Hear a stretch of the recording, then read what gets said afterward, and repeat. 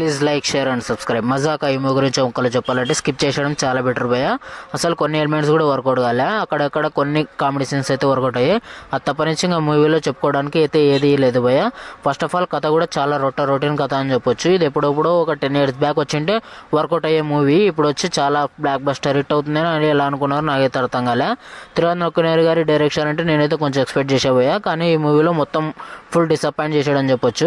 ఇంకా సందీప్ కిషన్ గారి యాక్టింగ్ కూడా అంతంత మాత్రమే ఉంది భయ. చూస్తుంటే ఈ మూవీతో కంబ్యాక్ ఇస్తాడని నేనైతే అనుకుంటే అంతకుమించి పాతాళానికి అయితే వెళ్ళిపోతాడు భయ. ఈ మూవీ అసలు ఏ మాత్రం వర్కౌట్ కాలే. కొంచెం కామెడీ సీన్స్ అయితే ఒకటి వర్కౌట్ అయ్యాయి. ఫస్ట్ హాఫ్ చాలా బెటర్ భయ సెకండ్ హాఫ్తో పోలిస్తే.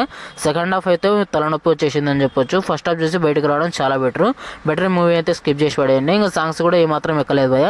ఇంకా బీజేఎం విషయానికి వస్తే ఇదైతే వేస్ట్ అని చెప్పొచ్చు. మనం జబర్దస్త్ స్కిట్స్ చూస్తే బ్యాక్గ్రౌండ్లో కొన్ని నవ్వాలి, పగలబడి నవ్వాలి అనే విధంగా వస్తుంటాయి కదా, అదే విధంగా ఇందులో కూడా బీజంకి అయితే అవి వర్కౌట్ చేశారు. బీజం అయితే ఇంత చండాలంగా ఉంటుంది నేనైతే ఎక్స్పెక్ట్ చేయాలి. బెటర్ ఈ మూవీని స్కిప్ చేసేయడం. ప్రొడక్షన్ డిజైన్స్ కూడా ఏమాత్రం హై రిచ్ క్వాలిటీలో అయితే లేదు.